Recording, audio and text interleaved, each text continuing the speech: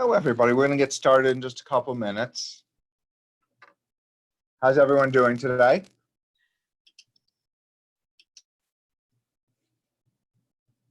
Happy that it's 100? Oh, yes, just overjoyed. Yes.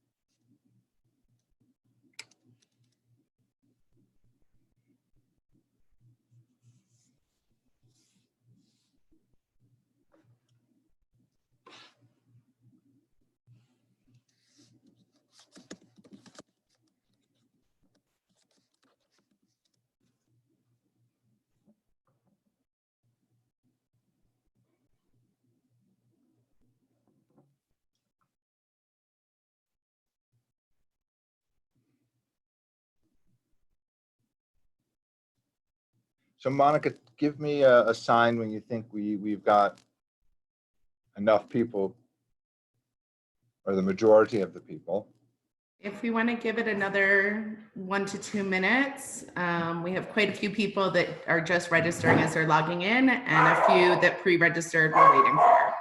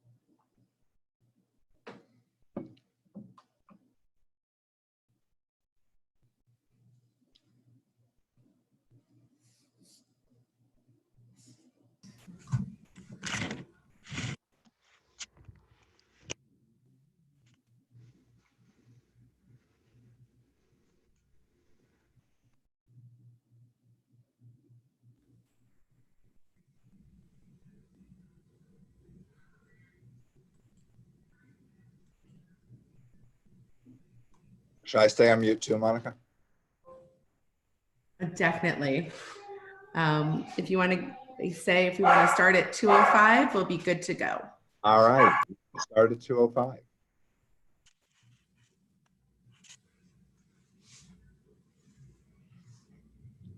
So while we're getting ready to start, I'll just add to what Monica said. If people would like to post their questions in the chat, they certainly can post them for everyone.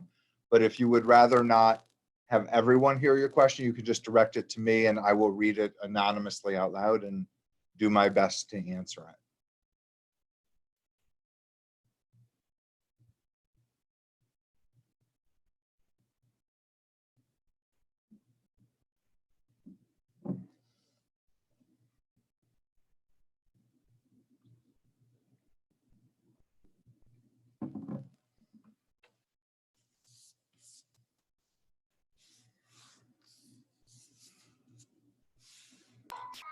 We can get started, and those that are joining will join in with us. This is a recorded conversation, so we will be able to share it with our entire community after this event as well. Excellent. Well, it is really and truly so great to see everyone. I've been waiting for this with a lot of anticipation and energy the entire week. I want to start by going backwards a little bit. I vividly remember sitting in San Diego at a meeting in early March where there was a web call, a Zoom call amongst all agency execs, and we were all talking about what if we have to close our agencies. And most of us had this feeling like it's not really going to come to that somehow this is not going to become a reality. That was March the 5th. And 11 days later, we actually had to close the J. And while I believe then and I believe now that that was the right thing to do, and I think supporting our community in person is really important, and supporting community health is even more important. And we wanted to be a leader, and we were one of the first, I think, to really close down. And I think it was the right thing to do. At the same time, in the back of my head, I believed that by April 1st, we likely would be able to start bringing back some services. And as time went on and the curve in Southern Arizona continued to grow, it became more and more evident that, again, the right decision was going to be for us to remain closed and to allow the situation to hopefully continue to improve. And here we sit on the eve of May 1st, and we're still closed. And we're going to talk a little bit about, or I'd like to talk a little bit about what that all means. And while it is certainly not the way in which we like to do business, or we want to do business, or we feel it's the best version of ourselves in serving the community, we have learned a number of things during this time. And I'd like to focus a little bit on the things that we've learned and some of the new things that I think, as I like to say, will be another club in our bag as we come back into in-person service. We've often talked about our service pledges. We create community based on Jewish values by providing the highest quality programs and services in a safe and secure environment to all people of all ages. And that service pledge helped guide our decision to close because it was not necessarily going to be a safe and secure environment. But we really believe the best way in which we could achieve that building of community was to do it inside a building.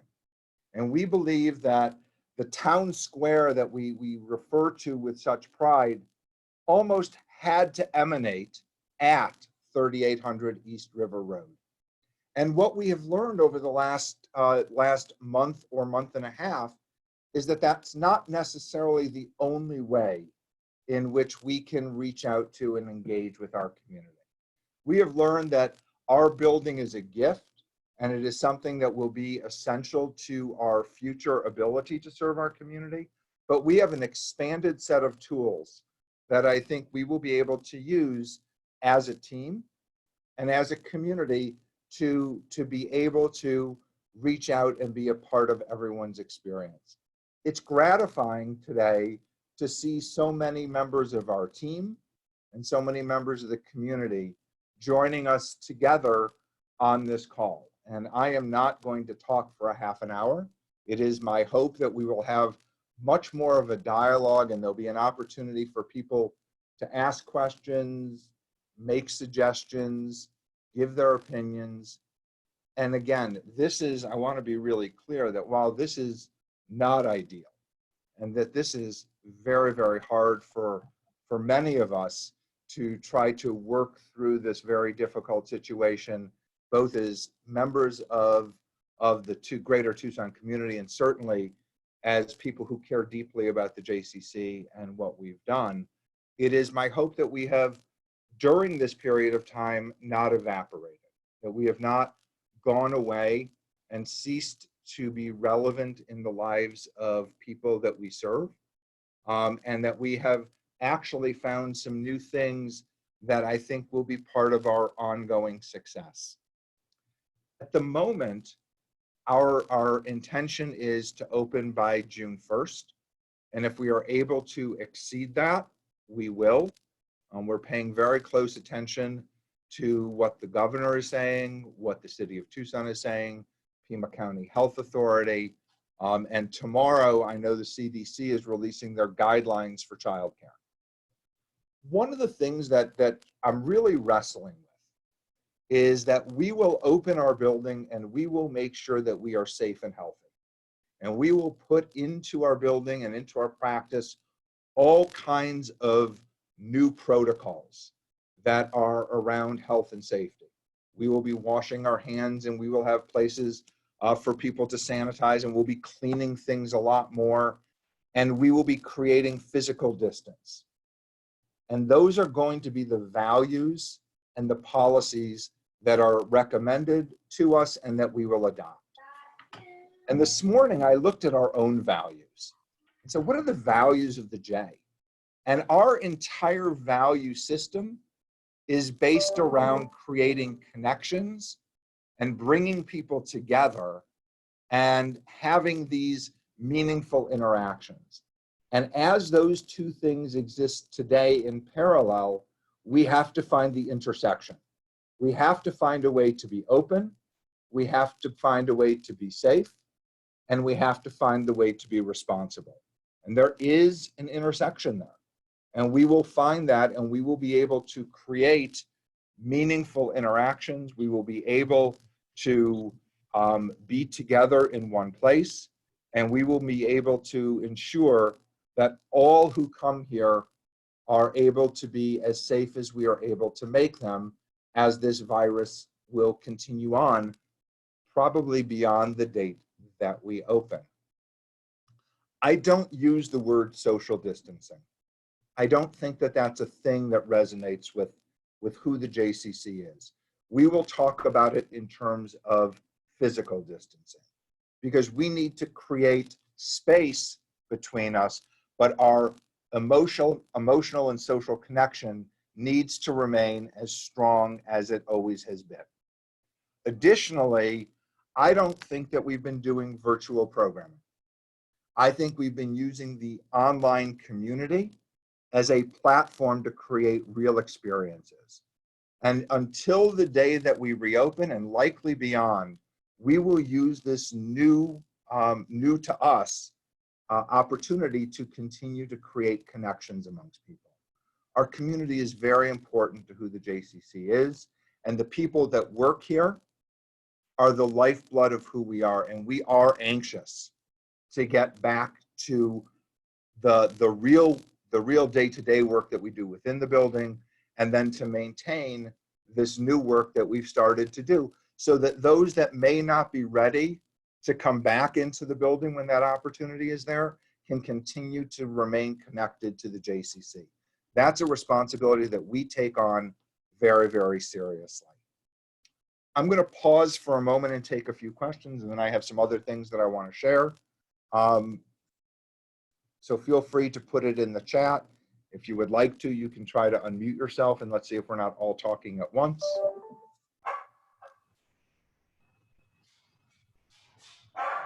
Monica? Nobody has any questions? Nobody's curious about anything? I have a question. Sarah? So I guess my question is, if we were to reopen, what are the precautions, the safety precautions that will be taken for the teachers?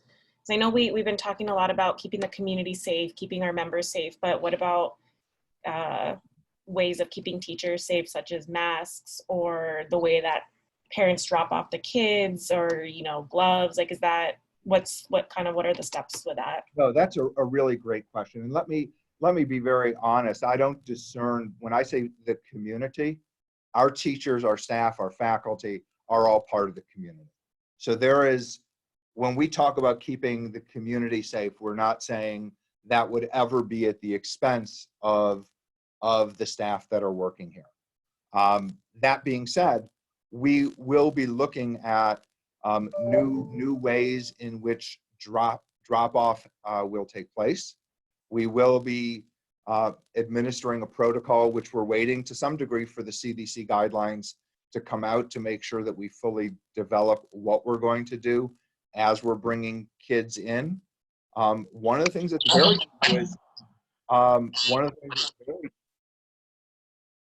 true is that we are going to want to make sure that people come to work healthy and stay at work healthy. So if masks are going to be something that we are going to put into place, we'll make sure that we have a protocol for that.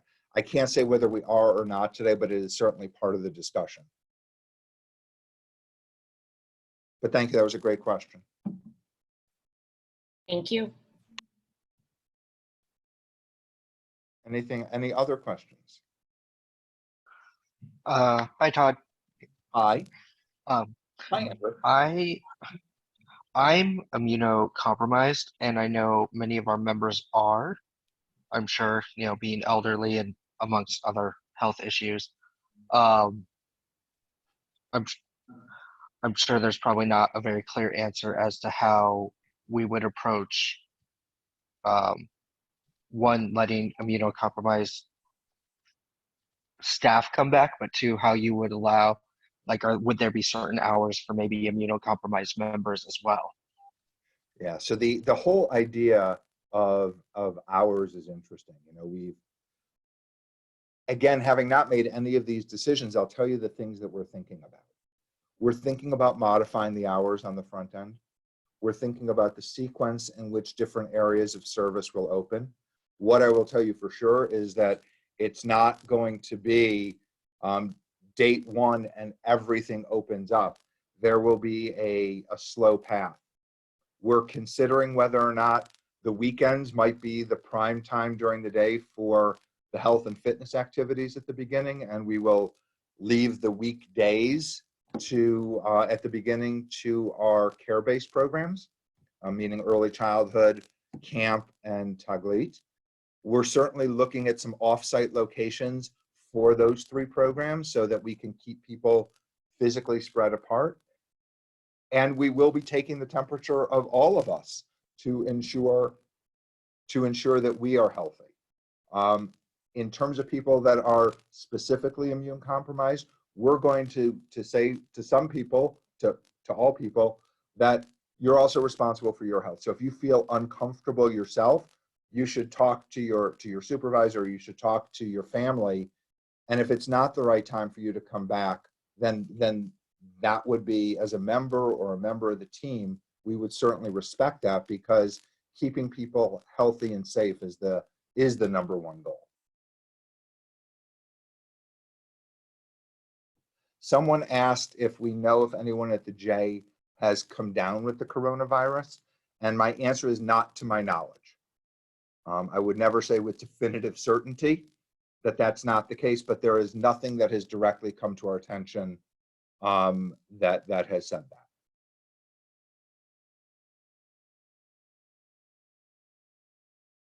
So some other childcare facilities in the community have remained open during this time, and we have chosen to close. And I won't comment on why others have made the decision to stay open. I believe some of them have remained open as they are providing direct childcare for first responders and hospital staff, and that is a very valuable thing to do, and one that we are grateful that they have stepped up to do that within the community. We made the decision that we would close completely in April, in truth, in concert with our faculty and with our constituents. We did do a bit of polling late in March to see whether there was interest and appetite in reopening. And between that and our own good judgment, we felt that it was in the best interest of the community to right now to have remained closed and to continue to remain closed. And one of the things I've wrestled with very candidly is with every decision we make and we've made since March 16th, it almost feels like you can't make a right decision. So therefore you're making the best decision that you can in the interest of the community. Todd, hi, this is Dan. How you doing? Good. How are you?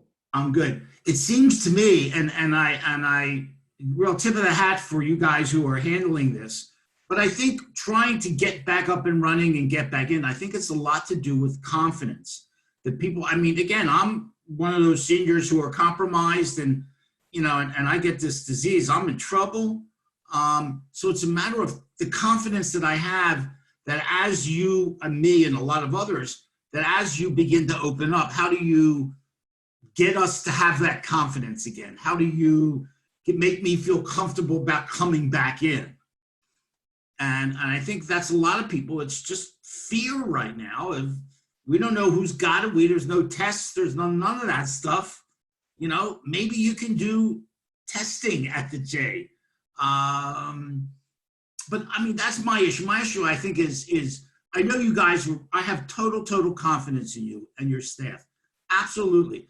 But we have to let everybody else have that same confidence. And Dan, to your point, I think it's a very fair point. We are going to have to make sure that we communicate what we're going to do, and then we're going to have to demonstrate that we're doing it, regardless of whether that has to do with the child care program or whether that has to do with the health and wellness side of the building. All of it needs to be well communicated and well executed, because the first time that we say everyone's going to have their temperature taken and 5 people walk in and that doesn't happen for them, it violates our promise, and it erodes the confidence that people will have in us. We're going to take a lot of guidance from Pima County Health and from the CDC in creating those protocols. I assure you that we are working on all of that each and every day. We are going to shrink. There's going to be, whether it is in terms of the class or group sizes in early childhood or camp, they are not going to be as big as they were a year ago, if you remember coming into the building last summer. We're going to have smaller group sizes, and we may have more groups. One of the reasons we're looking at other locations. We are not going to open up when we get to the point of opening the fitness center, that all the treadmills will be open all at the same time. It will be an every other situation. We are not going to have public congregation. There's a lot of recommendations about closing lobby spaces. So in other words, we're all very used to hanging out at the couches, whether that be after morning opening at camp, or whether that be some people that meet at the couches after their workouts. That space will likely not be set up in a way that facilitates that kind of gathering. We're going to have to be very cautious and very responsible as we do this in order to protect the long run for the J and for our community.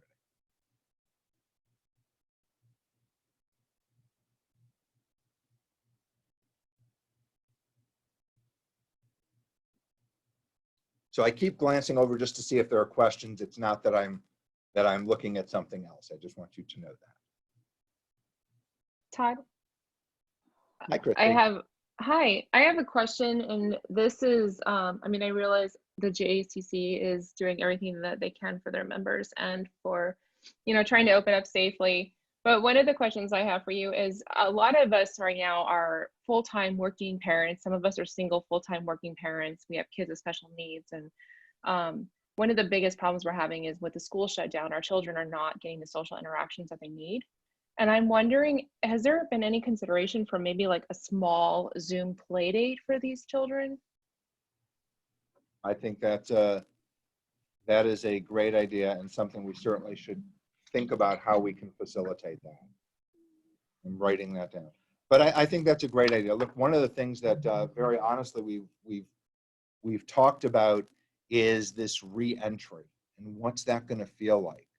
Someone said to me the other day that when we come back, if we relocate some of the groups, maybe in Taglit or maybe in summer camp, to an off-site nearby location, wherever that might be, is that going to interrupt their routine? And then they paused and said, I guess to some degree their routine has already been interrupted. So we're really going to be creating a very new normal. And we're going to have to start almost from the beginning in terms of redeveloping relationships amongst the students in the early childhood department, certainly amongst the campers who have not been in school together in what will at that point be 2 to 3 months. So I love the idea of maybe trying to facilitate some group activity for very specifically for kids with an activity attached to it. So thank you for that idea.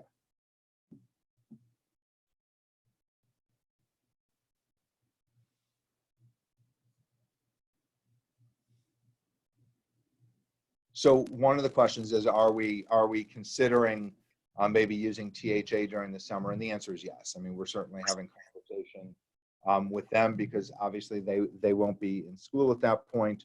And we're also trying to figure out what other nearby locations might be available to us. We don't want to turn people away, but we're not going to just say yes and take the discipline that we've had about saying that we're not going to have groups larger than 10 and all of a sudden they become groups of 25, because that won't be safe and that won't be appropriate and that won't fulfill our promise.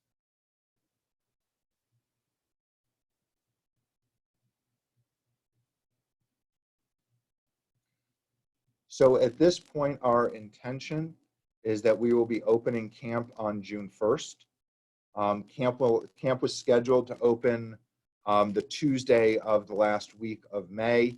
And at this point, that's not going to happen. We are aiming for a June 1st opening. And I know that Josh and his team will be getting ready to communicate out to camp families in terms of what the plan is in terms of both programming and what the plan is in terms of activities and all of those things. I will say that, you know, we certainly are not going to be putting smaller groups of kids in large groups on a bus and doing field trips the way we used to. Many of the things that we would call field trips may well be us bringing a resource into the J to do activities here. I don't know if, am I on? Can I say something? I'm trying to get the hang of Zoom. Okay, can you hear me, Todd? You're doing great. Okay, so the last month I've been, reading and watching a lot and learning a lot about the testing situation and the vaccination situation, and also keeping track of all the vulnerables. There's a lot of different people who are vulnerable because of one thing or another. And, I just wanted to say something about masks. Now, of course, like N95 masks are the masks that everybody wants. And my sister, she lives in the Bay Area in Berkeley, and she happened to have 2 or 3 of them. And the reason she just happened to have them is because there was fire season, and she just happened to get them for that. And so she has these masks. But in just talking to her, she said that she wasn't allowed to wear the masks. And I said, what? And she said, like, the filter, like, will protect her, but on the exhale, she may be infected and infect someone else. So she says that she goes out with her N95 mask and puts a bandana on top of it. So, I mean, it's crazy. You know, as a, you know, someone over 65, I mean, I want an N95 mask and then I want another mask on top of it.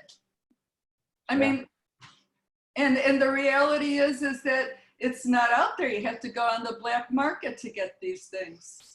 And they all of these things should be available for anybody who wants them or needs them. And they just simply are. And I just don't understand it, even though they ramp up and, you know, the testing, it's in its infancy, vaccinations. I was just reading about from Bill Gates. And I mean, globally, they're working on it. And then, you know, and then the United States cuts itself out of the WHO and funding. And, you know, it's, you know, dark times. It's, well, you know, certainly the supply chain at some point will catch back up with the demand. But I certainly hope, that we will, if we make the decision that we're going to have faculty or staff members need to wear masks out in the public areas, that we will find a way in which to provide them, likely not the N95 masks, but certainly different kinds of masks. So one of the questions was that as we get ready for opening, will we be able to have staff have enough time to get back in advance of our opening to do some planning, to get their spaces ready, to do all the things that they will need to do? The answer is yes. We certainly will not open on June 30th and then just expect everyone to arrive that day. There'll probably be a good couple of weeks, because in addition to the normal things that one might need to do to reopen, there's going to be a lot of training on what these new protocols are and what's expected in terms of the drop-off, in terms of taking temperatures, in terms of sanitizing areas and so on. So we'll want to make sure, in terms of going back to what Dan said, if we want the community to have confidence in us, we need to make sure that all of our staff are well aware of what we need and are well trained on how to best deliver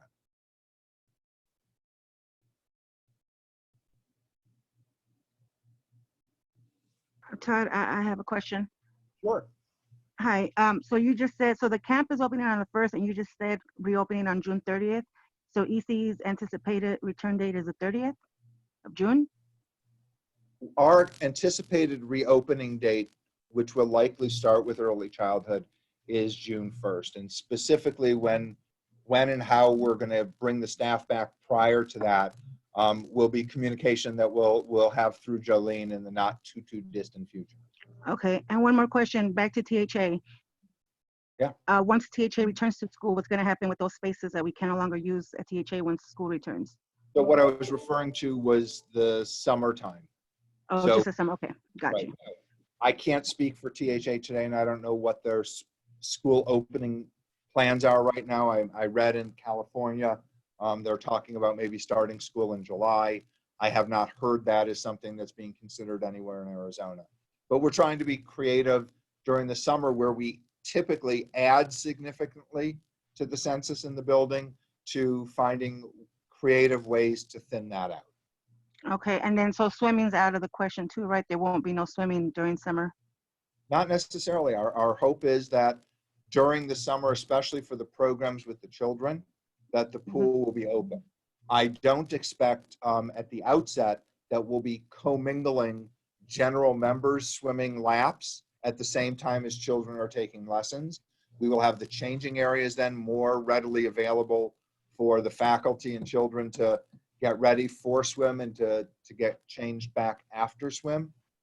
So it will feel very different, and all the pieces aren't put in place yet, but there's going to be quite a bit of separation physically of all of our different populations, so that we can again make sure that people are staying healthy and safe.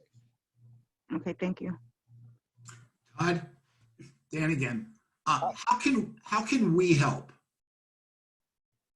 What can we do to help? Well, that's a really great and generous question. You know, there are a couple of things that are just very simple on the front end. We're working really hard to stay in touch with members. And we have a great group of people who are making phone calls. And if some people would like to raise their hand and say, I'd take 10 or 12 members and just call and check in and say hello to them, that would be deeply, deeply appreciated. Talking about us in the community. We don't want to go away. It's not our intention to go away. So to certainly, as people are out and about, let people know that we're coming back. We're going to be responsible, and we're going to be the town square for the community, both online and in person, as soon as we possibly can. And I think those things will be tremendously helpful as we develop the policies and protocols. There may be some things that we need some volunteers to help us with, and we certainly won't be shy about asking. So, but the most important thing, count me in. You I can would count me love in. to do that. All right. Thank you, Dan. Sure.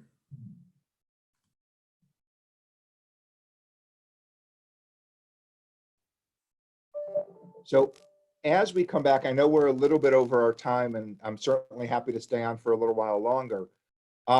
As we're coming to an end, I just want to share with you that we have almost completed the tennis building, and by the time we're back up and running, you know, that project will be done, which I think is very, very exciting. And we are ever so close to signing a contract with a roofer, so that we will get that roof that has been an issue replaced in advance of the monsoon season. So, you know, we have tried to, as best we can, maximize some of this time we've been given to do some things that just really did need to get done.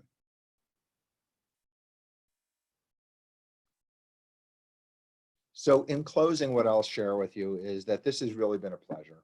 It is not, it is lonely to be here without our community here with us. And I am grateful that we've been able to engage online. And I look forward to the day when we can be together in person and online. And our community is only strong because of the people like all of you who are such a part of it and continue to make us so vibrant. So with deep appreciation and gratitude, I thank you for spending some time with me. And if you have questions or anything else, feel free to email me. I promise you I will be responsive. And I look forward to seeing you all soon. Thank you, Todd. Thank you all. Thank you. You're welcome. Thank you, Todd. Bye. Thanks, Todd. Thank you all. Thank you. Bye, Todd. Thank you. You. Thank you. Stay safe, everyone.